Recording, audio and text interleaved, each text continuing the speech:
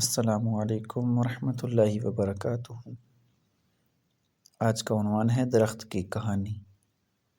قدیم زمانے میں سیب کا ایک بڑا درخت تھا۔ اس درخت کے قریب ہی ایک چھوٹا لڑکا رہتا تھا۔ اس لڑکے کو روزانہ اس درخت کے پاس آنا اور کھیلنا اچھا لگتا تھا۔ وہ اس درخت کے اوپر چڑھ جاتا اور اس کے پھل توڑ توڑ کر کھاتا اور پھر اس کے سائے میں سو جاتا۔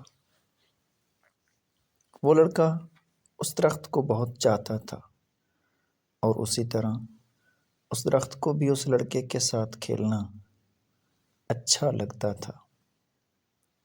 وقت گزرتا رہا اور لڑکا بڑا ہو گیا۔ اب وہ پہلے کی طرح روزانہ اس درخت کے پاس کھیلنے نہیں آتا تھا۔ ایک روز وہ نوجوان درخت کے پاس آیا۔ وہ مایوس لگ رہا تھا۔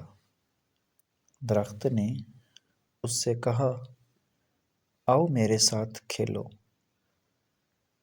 نوجوان نے اس سے کہا، اب میں بچہ نہیں رہا۔ اب میں درختوں کے ارد گرد نہیں کھیلتا۔ مجھے کچھ کھلونے چاہیے اور انہیں خریدنے کے لیے پیسوں کی ضرورت ہے۔ اس وقت درخت نے کہا، مجھے افسوس ہے، میرے پاس پیسے تو نہیں ہیں، لیکن میرے اوپر جو سیب لگے ہوئے ہیں تم انہیں توڑ کر بیچ سکتے ہو۔ اس کے بعد تمہارے پاس پیسہ آ جائے گا۔ نوجوان بہت خوش ہوا اور اس نے درخت کے سبھی سیب توڑے اور خوشی خوشی چلا گیا۔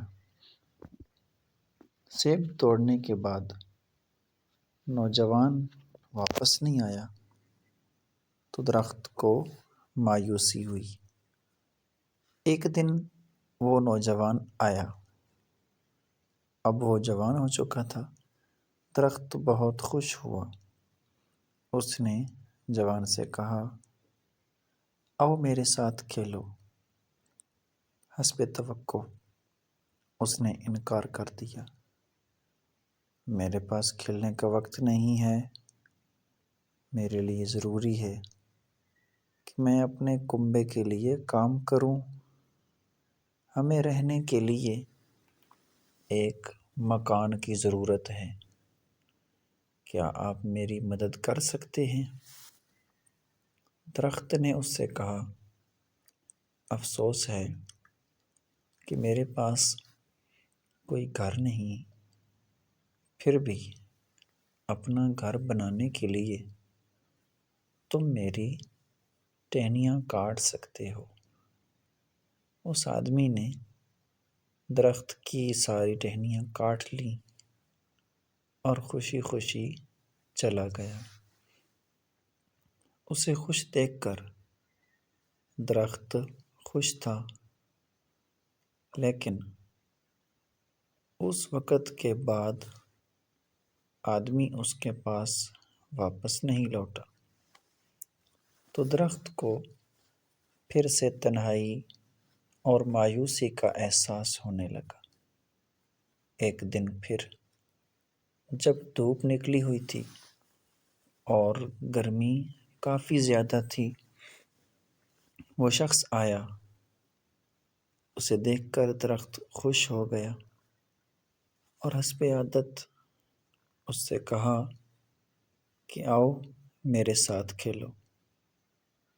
آدمی نے کہا کہ میں بڑا ہو گیا ہوں اور چاہتا ہوں کہ سمندر میں سفر کروں تاکہ خوشحال ہو جاؤں۔